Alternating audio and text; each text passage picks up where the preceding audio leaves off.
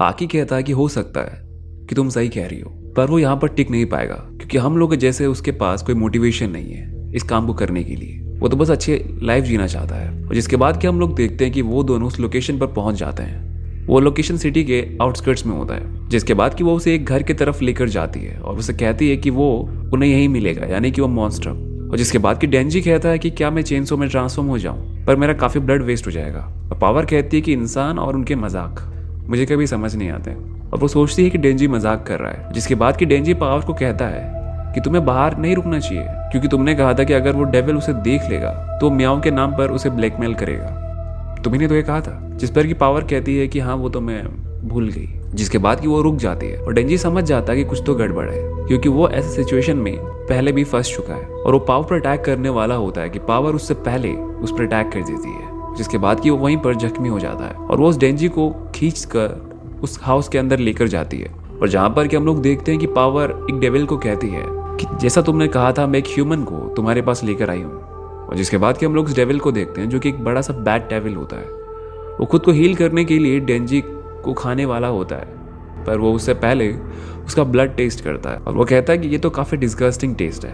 वो डेंजी को फेंक देता है। तो डेंजी के ब्लड के पी कर वो खुद को हील कर लेता है। और जिसके बाद कि वो वहाँ से जाने वाला होता है कि पावर उसे कहती है कि तुमने कहा था कि अगर मैं तुम्हारे लिए एक ह्यूमन को लेकर यहाँ पर आती हूँ देन तुम म्याऊ को वापस कर दोगे। और जिसके बाद कि डेंजी सोचता है कि शायद आकी सही कहता था कि डेविल दोस्त बनाने के लायक नहीं होते हैं, उन पर ट्रस्ट नहीं किया जा सकता। जिसके बाद की दूसरी ओर वो बैट डेविल उस म्याऊ को बाहर निकालता है। उसे लौटाता नहीं है बल्कि वो कहता है कि तुम इतने वाहियात ह्यूमन को मेरे पास लेकर आई हो और इसीलिए मैं सजा के तौर पर तुम्हारे इस म्याऊ को ही खा जाऊंगा। और वो उस म्याऊ को निगल लेता है। जिसके बाद की पावर को एक अजीब तरह की फीलिंग को महसूस करती है जो कि उसने आज से पहले कभी भी महसूस नहीं किया था। और हमें उसका एक पास्ट के बारे में दिखाया जाता है कि वो हर किसी चीज़ को मार देती थी जो उसकी नज़र में आता था, पर पता नहीं उसे म्याऊ से क्या लगाव था। उसने उसे कभी भी नहीं मारा और वो उसके साथ हमेशा रहती थी। जिसके बाद कि एक दिन सडनली वो बैड डेविल कहीं से आ जाता है और वो पावर को कहता है कि वो उसके लिए एक ह्यूमन को लेकर आए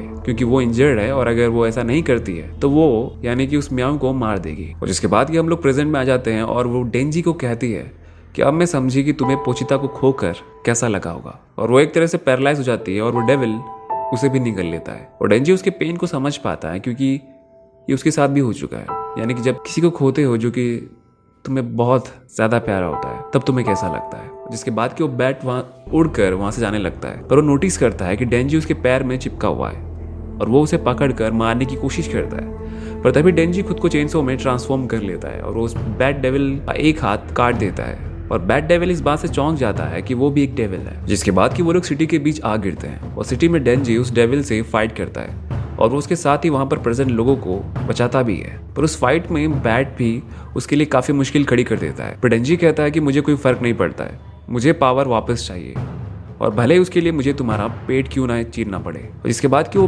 बैड डेविल अपने स्पेशल मूव को यूज़ करता है यानी कि अल्ट्रासाउंड बूम। एक्चुअल में ये नाम नहीं था बट मैंने दे दिया एटलीस्ट।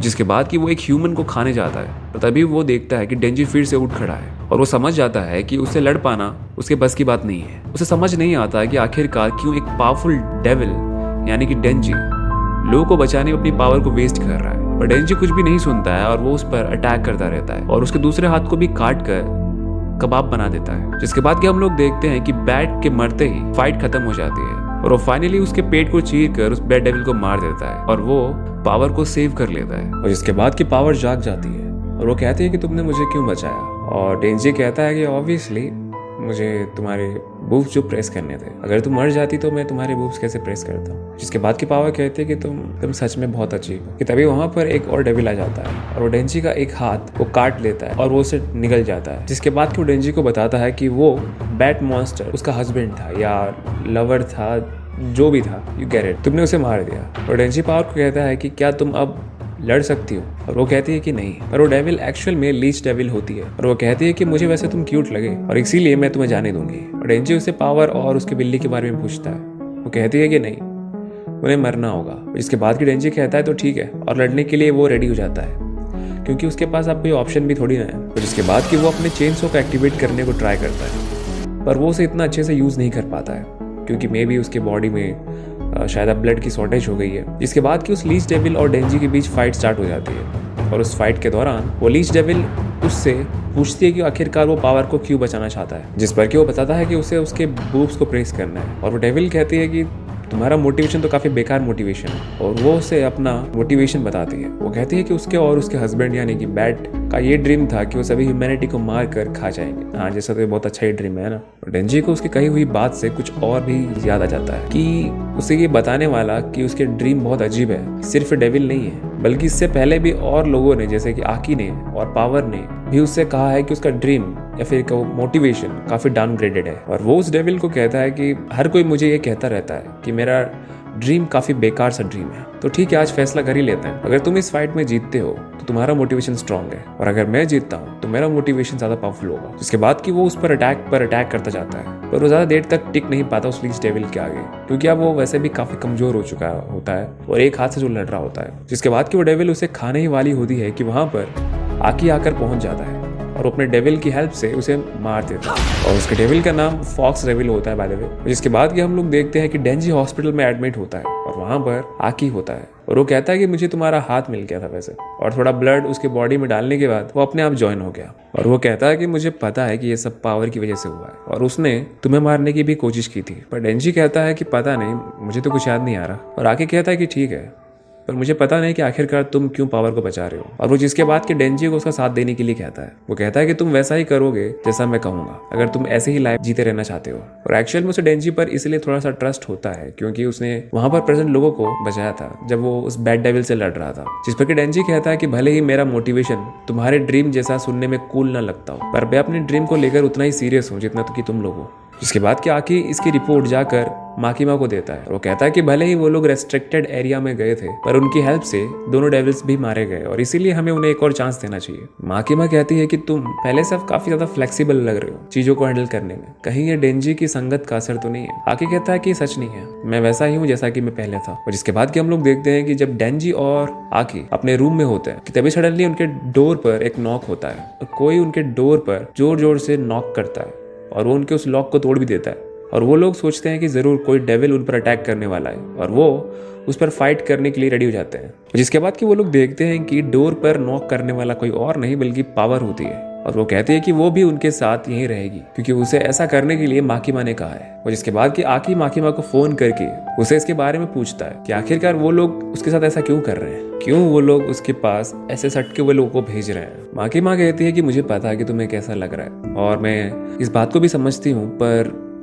मैं तुम्हारे अलावा इस काम के लिए किसी और पर तुमसे ज्यादा ट्रस्ट नहीं कर सकती हूँ।